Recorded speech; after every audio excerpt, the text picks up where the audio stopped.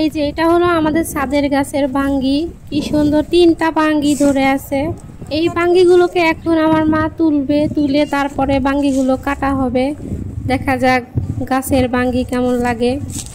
তারপরে এই যে এখানে দেখেন একটা আনারস গাছ, কি সুন্দর আনারস গাছটা দেখতে ভালোই লাগতেছিল। আসলে সবুজ প্রকৃতি দেখতেই ভালো লাগে।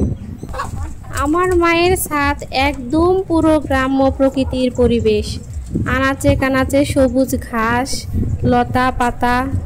এই যে লেবু গাছের এখানে আসলাম, ছোট ছোট লেবু ধরে আছে অনেকগুলো, গাছ ভর্তি লেবু।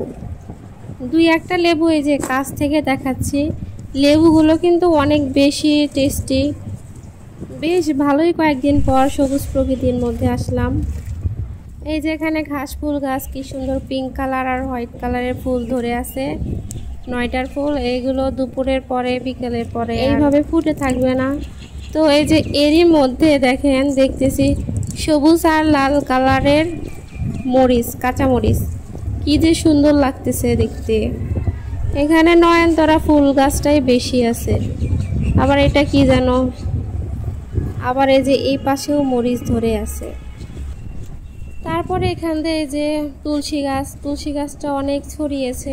এরপরে একটা মেহেদি পাতা গাছ দেখলাম, এই যে মেহেদি পাতা গাছ ভালোই বেশ বড় সড়ই হয়ে গেছে। এখানে এই যে এগুলো আগে এইভাবে তুলে তুলে আমরা খেলতাম, জিরার গুঁড়া বানাতাম। এখান দিয়ে দেখেন এই যে শাক গাছ একদম চড়া হয়ে গেছে, ছাদ তো না একদম চড়া, শাক দিয়ে ভর্তি হয়ে গেছে। শাকের সাথে অনেক বেশি পিঁপড়া ছিল। এই যে বাদামি গাছ, এই বাদামি গাছের বাদামি তো আপনাদের দেখাইছি। তারপরে একটা কলেজ বেগুনও ধরেছিল। আবার এখান থেকে বড় বড় ঘাস দেখলাম। এই ঘাসের মধ্যে আবার একটা ছোট্ট বড়ই গাছ ধরেছে, বড়ই গাছের সাথে আবার কাটা ছিল।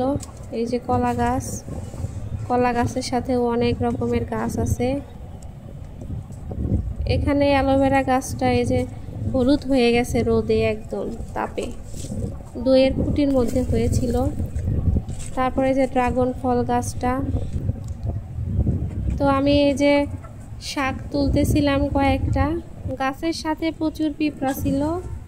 তো এই যে পিঁপড়াগুলো হাতে একদম কামড় দিয়ে ফেলছে, তারপর আর তুলি নাই।